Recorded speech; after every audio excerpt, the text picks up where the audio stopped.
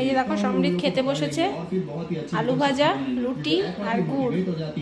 গুড় হচ্ছে ওর খুব ফেভারিট, রুটি দিয়ে খেতে খুব ভালোবাসে, দিয়ে খাচ্ছে। আর এখন একে এলো। আমি রান্না বসিয়ে দিয়েছি, এখানে মাংসের আলু ফ্রাই করছি।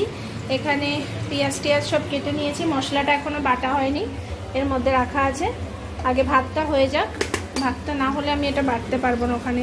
আর এখানে এর মধ্যে চিকেনটা আমি ম্যারিনেট করে রেখে দিয়েছি। উচ্ছে আলু ভেজে নিয়েছি আজকে। সকালে আদাগুলো এনেছে, দেখো পুরো একদম সেই কাঁচা আদা। এটা রোদে না দিলে না একদম ভালো লাগবে না, মানে রোদে না দিলে খাওয়া যাবে না। মেনলি হচ্ছে এই যে এখানে রোদে দিয়ে দিই, এখনই রোদ ঢুকবে এখানে। গুড আফটারনুন ফ্রেন্ডস, এখন বাজে প্রায় কটা বাজে, 5টার কাছাকাছি বাজতে গেল। আর এখন আমাদের অ্যাকোয়াগার্ডের ছেলেটা এসেছিল, আমাদের সার্ভিসিং ছিল ঠিক করতে।